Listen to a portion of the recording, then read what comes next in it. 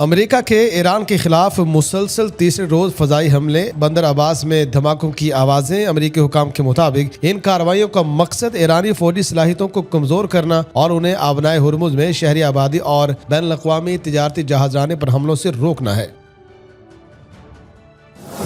ایران کا امریکی حملوں کے جواب میں آپریشن نصر 2 کی دوسری لہر۔ پاسداران انقلاب نے دعویٰ کیا ہے کہ اس کے بحری دستوں نے بحرین میں جفیر بیس پر میزائل اور ڈرون حملے کیے ہیں، جن میں اسلحہ کے کئی گودام، سیٹلائٹ کمیونیکیشن سینٹر اور امریکی افواج کے زیر استعمال ایک عمارت کو نشانہ بنایا گیا۔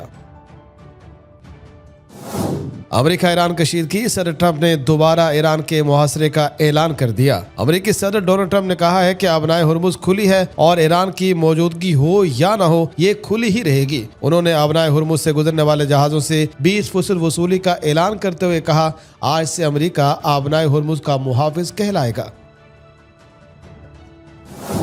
آبنائے ہرمز پر کنٹرول سے متعلق ٹرمپ کے بیان پر ایران کا رد عمل سامنے آ گیا۔ ایران کے وزیر خارجہ عباس اراغچی نے کہا ہے کہ ایران ہمیشہ آبنائے ہرمز کا محافظ رہا ہے اور آئندہ بھی اس میں کردار کو برقرار رکھے گا، جبکہ ایران کے سپریم لیڈر کے سینئر مشیر محمد مخبر نے کہا کہ ایران آبنائے ہرمز پر اپنا کنٹرول برقرار رکھے گا اور امریکی صدر ڈونلڈ ٹرمپ کی جانب سے اس اسٹریٹجک تجارتی راستے کا کنٹرول حاصل کرنے کے دعوے کے بعد تہران اپنی پالیسی پر ثابت قدم رہے گا۔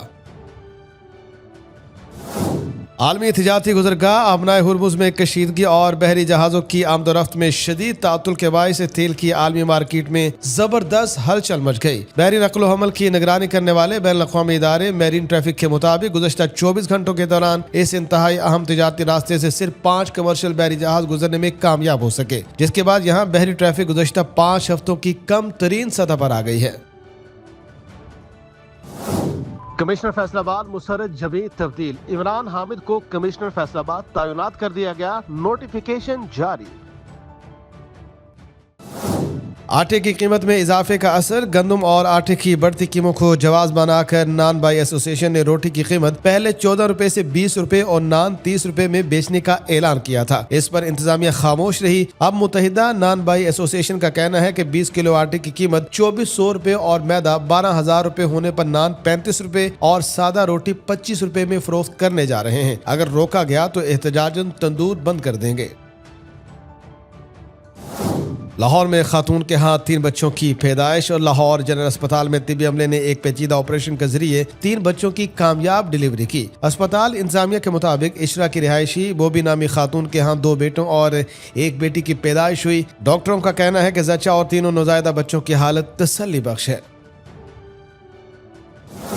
پاکستان کا پاسپورٹ عالمی درجہ بندی میں 100ویں نمبر پر آ گیا، جس کے بعد پاکستانی پاسپورٹ رکھنے والے افراد کے لیے 30 ممالک تک بغیر ویزا یا آسان ویزا سہولت کے ساتھ سفر ممکن ہو گیا۔ پاسپورٹ انڈیکس کی جولائی 2026 کی تازہ رپورٹ کے مطابق اب پاکستانی شہری 30 ممالک میں ویزا فری، ویزا آن ارائیول یا الیکٹرانک ٹریول اتھورائزیشن کے ذریعے داخل ہو سکتے ہیں۔